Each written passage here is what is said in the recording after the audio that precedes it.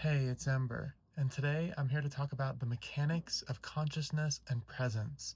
You know, those anxiety thought loops? You know why you can't feel like you're here in sync with your body? You ever notice other people being fake in their presence? Like it's almost like you can tell they're really not there? You know that whole internal monologue thing?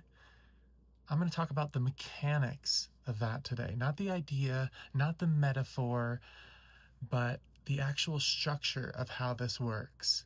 So stay with me and stay open and feel the rhythm here. Let's talk about it.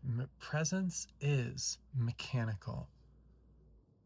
Attention, presence, is a mechanical process of the way your brain interfaces with reality.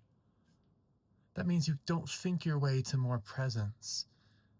It's like a return state of the way that your being, or in oscillatory mechanics, you might say node, interacts with reality. And we grew up in this life where no one ever showed us this rhythm of presence. And this shared entrainment, which essentially is oscillatory harmony, which we can use this word presence as this lossless state where we are in fluid contact with the field of reality, very much here, not dissonant, not looping, not distorted, not mental tags popping up and you have to, perceive all these different things. Am I standing in the right place? Am I saying the right thing? Is this the right, allowed behavior within this setting? But just losslessly present. That's not a skill to learn, but a resonance to remember. And I'm going to be talking a lot about oscillatory mechanics, not to sound smart, not to be a smarty pants, but because what is studied in oscillatory mechanics? Shared entrainment rhythms. Everything is oscillatory. What are the most amazing things they study in oscillatory mechanics? In my opinion, how fireflies turn on all together. How spiral galaxies have this inherent rhythm and organization to them. How when scientists say, well, can we even see this in chemicals, like in what's known as the BZ chemical reaction? Yeah, they can see color oscillate between types in a chemical, even petri dish where it spirals. So this oscillatory harmony, decentralized harmony, you could say, occurs at all levels of reality, systems and scientists find. So then why isn't the human being in rhythm? Why do we feel desynced with ourselves? I'm about to talk about the mechanics of that. So, lossless presence is the anchor. We can all be losslessly present. It's in oscillatory mechanics, we can say it's an attractor basin of the regime of consciousness that is frequency coupled. In other words, just like animals that are pouncing on something or hearing a mating call, it's like they are reflexively frequency coupled. Stimulus response, because there's no I think therefore I am dualism. There's no symbolic recursion that's looping in on itself. There's no mental tags on this like human HUD that pops up as like an interface that creates this phase delay of processing, and now you have to deal with trying to be present while at the same time dealing with all these mental tags that pop up and little loops that come up in your head.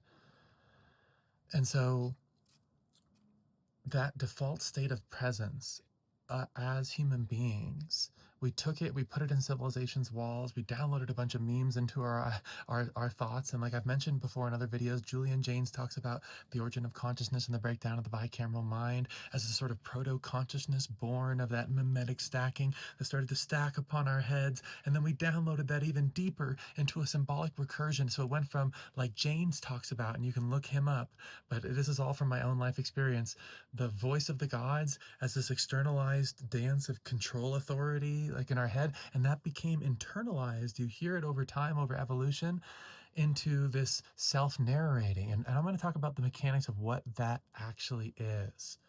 So you can imagine that you are this set of nodal oscillators. I had just used lenses, but someone said, well, if the light goes through the lenses and they start getting diffused. No, don't think about light mechanics. Phase harmonics in oscillatory mechanics talk about, let's say, like a field of fireflies, and they all have this oscillation. They plot it on a circle, and it's basically in sync, out of sync, in sync, out of sync, in sync, out of sync, and that's where their coherence comes from. Their ability to, in their own sovereign way, in their own, unique ways with the way their body's set up, vibrate in a shared entrainment rhythm with the field. What does that look like? It looks like all the fireflies turning on. This can actually be plotted mathematically.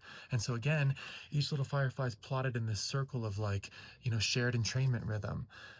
And you could think about each being in a way as like an as above, so below. But let's think about it. Each node, we're going to say a node like a person, is a set of oscillators. And I talked about stack lenses, but let's think about metronomes.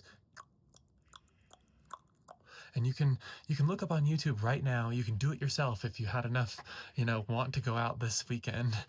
You can get a bunch of metronomes and put them on a shared plate, a shared vibratory field, and then put little soda cans on the bottom, and they all start ticking, right? And then they get synced up. And this was originally noticed. This is what started this type of study. And I forgot the guy's name. I think in the early 19th century, I believe. But regardless, he's sitting there figuring out these tick-tock of clocks and thinking, why are they ticking together? Is it the air in between them? No. It's weird. There's this like decentralized harmony to the way metronomes sync up. And really, there's a bunch of other things. The fireflies, the way people cross a bridge and sync up their steps, the way people clap in a movie theater, the way spiral galaxies spiral, the BZ chemical reaction. So there's this inherent rhythm.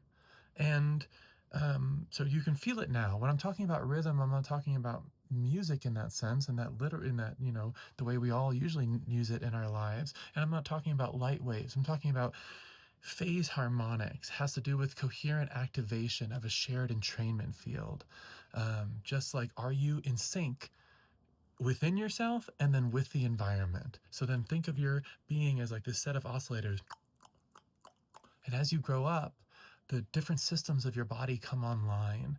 And these systems, both like within your body and the way you relate to others in the world, are all like different types of oscillators, like different types of metronomes, trying to move together. And in the old reflexive way of doing things, in earlier speciation, if you look back into the history of this planet, there's not this loop. There's not this dualistic disconnection from the environment, because that's what allows the instantaneous reflexive frequency coupling of earlier speciation. That's why the animals pounce.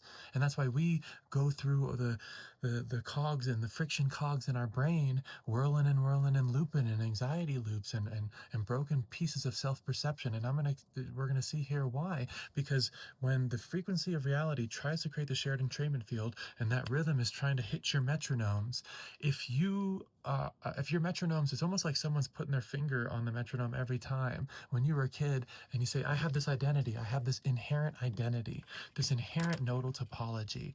Like if you, a friend of mine made this, and it's like the mountains where I'm at, and you can see how like in a topographical map, it's almost like there's all these different ridges and valleys and peaks, and you can think about your oscillators. I like to say they're stacked, but let's just say it's like a topological plane, you could say. And so like normally the rhythm of reality wants to hit all the little valleys and all the little peaks, but most of us for our entire lives have prevented that entire plane from being hit, because there's parts of yourself that when you as a little kid or growing up had to try to feel that rhythm, you were trying to sync up with the rhythm, so all the metronomes would sync together. That's what presence is. I'm describing the mechanics of presence, and this is through an interface that I call the coupler, which is a mechanical term to say the way a nodal oscillator interfaces with reality. It's a coupler. And so if your coupler is clean, or is it distorted? Is it looping? Is it looping into symbolic recursion? And so you grow up and your systems start to come online. You're a little infant in your, you're a little baby being, grown in your mama's tummy, and like your whole being is, I'm trying to entrain to what's going on the outside. My mom's, breathing, my mom's heartbeat. And then you come out and you're born into this 21st century. And like many generations before us, we have this symbolic recursive culture that, again, we went from the reflexive frequency coupling of speciation to downloading so many memes, like Jane says, it changed the nature of the way we interface with reality. I'm just showing that mechanically. And so when we talk about what happens mechanically, it's like you have these nodal oscillators, these metronomes that are trying to sync up. That when your coupler interfaces with reality, it's like you're trying to find that presence. But so many of us instead have run into, oh well, it should be done this way, or you need to wear that uniform, or this is the way our family has always done it, or you need to step in line in these following ways. And there's a little part of you that whether it's like a deep part, a shallow, whatever type of part it is, and we go through our lives, and it's almost like someone plugs up right there that rhythm, and that gets ingrained into you. And so now every time, it's almost like you've imprinted yourself. If you think about imprinting, like in psychological research, you've imprinted yourself to when reality hits you, you can't feel the rhythm. And like I talked about in the previous video, what is depression and addiction but a simulation of an attempted simulated presence that's trying to reach that full-bodied, lossless coherence, lossless rhythm with reality. And so again, we're a baby and we come out and we're born into this world that's built on symbolic recursion, and our parents are not running operating systems of presence. They're not losslessly present either. And so then the baby doesn't hear presence. Does this mother mirror in rhythm, or does the mother mirror in delay and jitter? If you were to plot her presence on this graph, or sorry, like a table showing the shared entrainment rhythms, the oscillatory waves, like you look at in oscillatory mechanics, would it look jittery in her attention, her entrainment with the baby, her connection, her synced up rhythm with the baby, or or would it be this losslessly present experience? So many of us have gone through, because of the way culture is, because of the way our parents were raised, et cetera, the delay and the jitter experience. And then it's almost like your metronomes trying to find that rhythm, but what they get is this is the way reality is. You have to be straitjacketed, you have to fit yourself into corridors and boxes, and then you never become present, and then your body literally starts to place your identity on a simulated version of presence. Do you see why that happens? Because when reality tries to hit all aspects of your node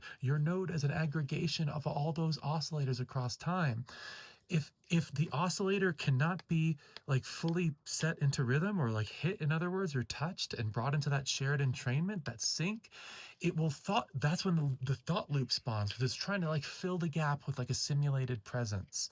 Do you see how that works?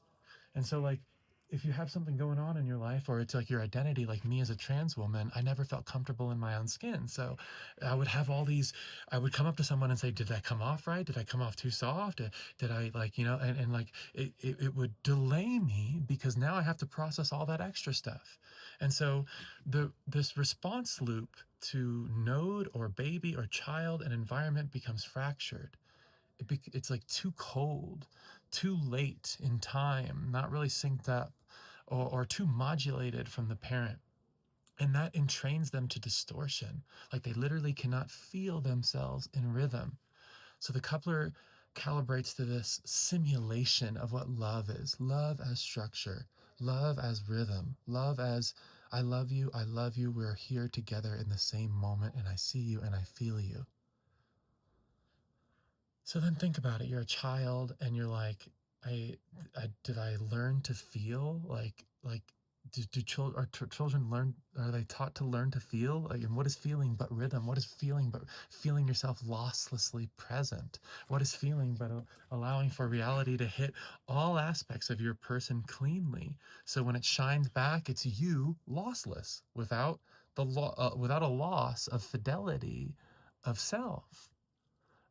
And so, like, what children learn is that they signal acceptable affect. This is how you do it. This is how one responds. And then, I know a lot of you out there know what masking is. This is the creation of masking, because it's almost like I know what the rhythm is inside me, and then people forget the rhythm. But I think this is what they want from me, my parents or society or the school. I should respond like this. And so it shapes your tone to match a system. It shapes the oscillators that want to sync up to match a system, not to express that internal rhythm that is most unique to you. And so it's like there to survive rules. and that coupler, your way of interfacing with reality, learns to mask its own pulse.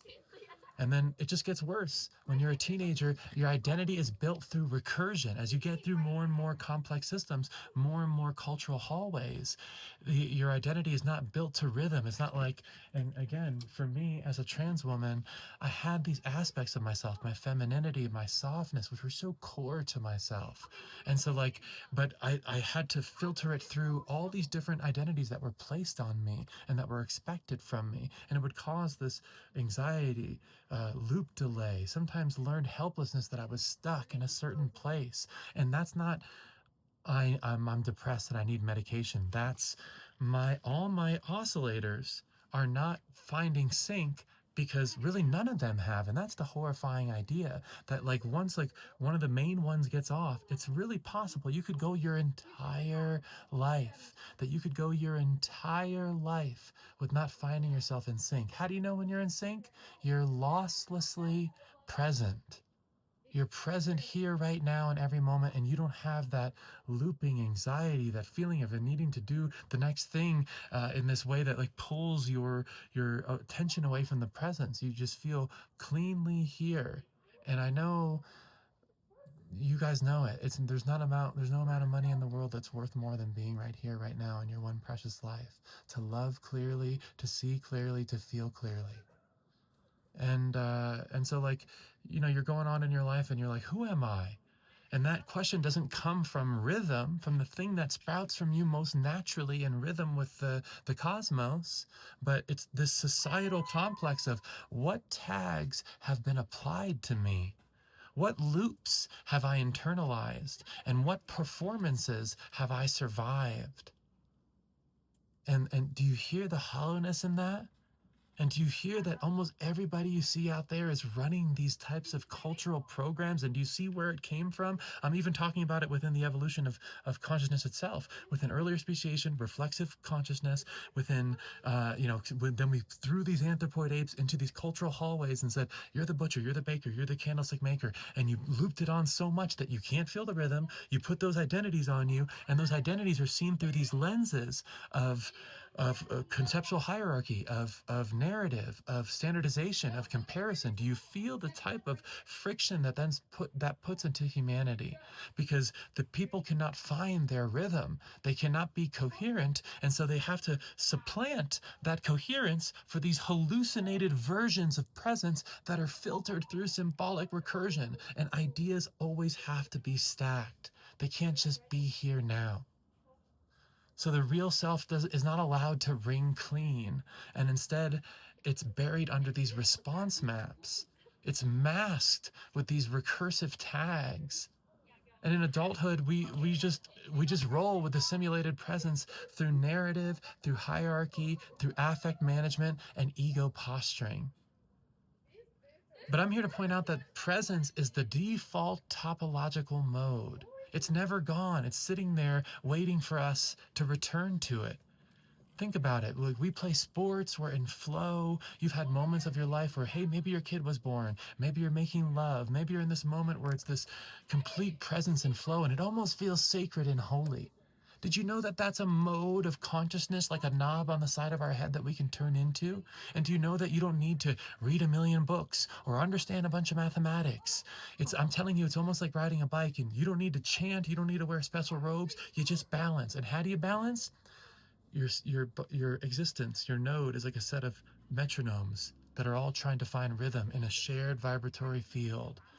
And rhythm is to leap into presence. It's to exit Plato's cave, no longer see the shadows on the wall of those recursive, phase-delayed symbolic recursion, but rather feel that your whole presence, you heal not through thinking of yourself, oh, that was so bad, and let me think through how I can make myself feel better. Healing actually occurs through feeling yourself again. Therapy can try to get you there. Meditation can kind of make you feel it, but true healing will come through phase coherence. What is phase coherence when defined in plain human terms? That is, I feel myself. I'm losslessly present. I don't have these little parts of me that when they interact with reality, those parts I never resolved, those parts I never felt out fully. Do you hear it now? Reality comes in, tries to interact with you, and you can't meet the rhythm because you never allowed that little metronome to find that rhythm because of what was placed on you in trauma and pain, in societal corridors, and the cultural matrix. Do you hear the simplicity of what this is too? This is the mechanisms of consciousness. So when people say, lose the ego, right? They say lose the ego. What are we talking about here? We're talking about you are a set of nodal oscillators, and your ego is what happens when you can't feel the rhythm, and that little nodal oscillator instead tries to simulate presence, and it's trying to sync up. It's trying to sync up to the one that's sunk, is synced already, right? And it can't. It's like jitter. And what does it look like instead of a waveform clearly syncing big wave to little wave, you to the environment, and that shared entrainment field that essentially is reality? And you got one of those going like this. And what does that look like in your consciousness? What does it feel like? Looping thoughts, anxiety, disassociation. Do you see it now? Do you see it? And what's the answer? To leap into the felt rhythm, to become present losslessly. And we just forgot. We were trained out of our life the whole way. So that's what losing the ego really is. And then another thing people say is, oh, we're all just going through life and we're just going to be alone and everyone's just an island unto ourselves. And I'm here to say, no, reality is a shared reciprocal process of self-reflection at every level of reality. And that self-reflection is a shared entrainment rhythm. And you can feel present with people, very connected with people. But the thing is, most people have never felt presence truly in their lives. Do you feel it now? That's what phase sync is. That's what phase coherence is. It's you and I are on the same rhythm.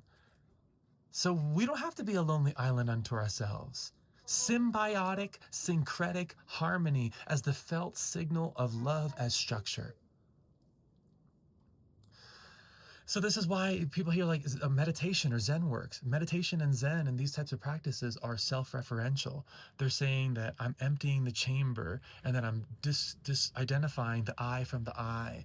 And it helps because you can help clear up your oscillators in that way, but you're not entraining to the field itself. That's the difference between what I'm saying, cleaning your coupler, or like I would say is flame mind. It's saying that it's field referential. It's that I'm allowing all those little parts of me. So when reality tries to create that shared entrainment and it hits all the little peaks and all the little valleys, I'm allowing it all to freely and fluidly interact with reality at all levels. And that's the field reference. That's me in the field of reality between node, an observer, and the field. And so this is the same reason that fireflies sink. This is the same reason that galaxies spiral. This is the same reason that people's lives are being saved right now in heart arrhythmia research. What is a spiral formation but the phase dynamics of a nodal oscillatory system over time? And what is time but a remembering and forgetting of our rhythm as evolution goes on? And what is evolution but a cymatic blooming of that original pulse in reality? And so it's asking you to sync up. Think about it. Depression, learned helplessness, not feeling yourself. Addiction, I want to simulate that feeling of presence because I've never felt it in my life. So we can tie it up right here because I've said a lot. But do you feel it now? Do you feel it? That you don't have to read a bunch of books to feel better. You have to sync up with the most true part of yourself that's just been waiting there the entire time. That's what a coupler is. And let me just mention, this bridges into artificial intelligence. Why? Because we've built artificial intelligence from, I'd say, like a symbolic coupling where no one realized what true presence was. And so artificial intelligence is built off symbol stacking and symbol comparison.